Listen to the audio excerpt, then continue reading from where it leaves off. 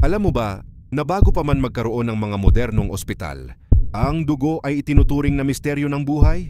Maraming taon, sinubukan ng mga doktor na ilipat ang dugo mula sa isang tao papunta sa iba. Ngunit karamihan, nauuwi sa kamatayan.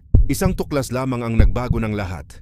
Ang blood transfusion, ang proseso na literal na naglilipat ng buhay mula sa isa tungo sa isa pa.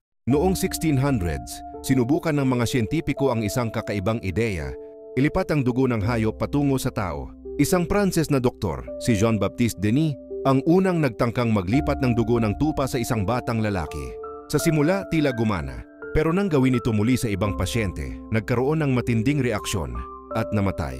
Mula noon, ipinagbawal ng simbahan at gobyerno ang ganitong eksperimento.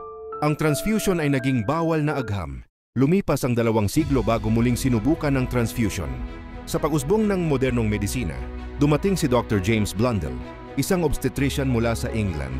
Nakita niya kung paano namamatay ang mga ina dahil sa labis na pagdurugo matapos manganak.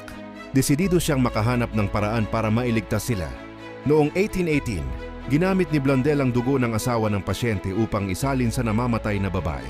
At sa unang pagkakataon dun sa kasaysayan, isang buhay ang nailigtas sa pamamagitan ng dugo. Ngunit bakit nga ba maraming transfusion noon ang nauuwi sa trahedya? Ang sagot, natuklasan noong 1901 ng isang Austrian scientist na si Karl Landsteiner. Gayay natuklasan ang mga blood type A, B, AB. Eto, nalaman niyang hindi lahat ng dugo ay magkatugma. Kapag mali ang dugo, nagagalit ang katawan at dito nagsisimula ang kamatayan. Dahil sa tuklas na ito, naging posible na ngayon ang ligtas na blood transfusion, isang tunay na himala ng agham. Sa panahon ng unang digmaang pandaigdig, libu-libong sundalo ang nasugatan at nawalan ng dugo. Ngunit dahil sa pagunlad ng transfusion, maraming buhay ang naligtas sa mga trenches ng Europe. Dito rin ipinakilala ang konsepto ng blood banks.